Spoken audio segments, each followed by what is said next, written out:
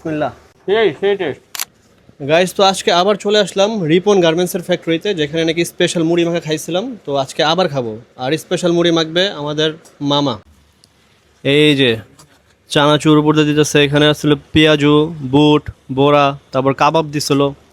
আমি আইসা পাইলাম আর কি। আর এই স্পেশাল মুড়ি মাখা খাইতে আসছি কিন্তু আমি 10 তলা লিফট ছাড়া হাইটা আজকে। এই যে মামা আমার গাইস, এই যে দেখো স্পেশাল মুড়ি মাখাটা, এটা খেতে হবে একদম পরেই ভাবে। বিসমিল্লাহ।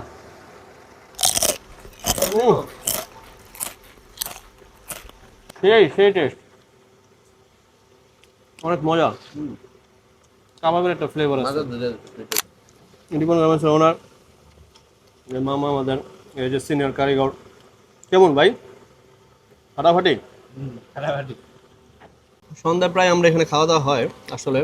এইভাবে মুড়ি মেখে আপনারা কারা কারা এরকম ভাবে খান, মানে রমজান মাস ছাড়াও, তারা কমেন্টসে জানাতে পারেন। আর আমাদের মুড়ি মাখাটা কিন্তু আসলে অনেক স্পেশাল ছিল। তো দ্যাটস ওয়াই কিন্তু আমি এই 10 তলা উঠলাম এই মুড়ি মাখা খাওয়ার জন্য। 50 रुपए कट ओवर एक्टिंग के वजह। তো যাই হোক, এরকম ভিডিও পেতে চাইলে অবশ্যই আমার চ্যানেলটিকে ফলো দিয়ে দিবেন। আর আজকের মতো ভিডিওটি এখানে শেষ করি, দেখা হবে নেক্সট কোনো ভিডিওতে। টাটা বাই, আল্লাহ হাফেজ।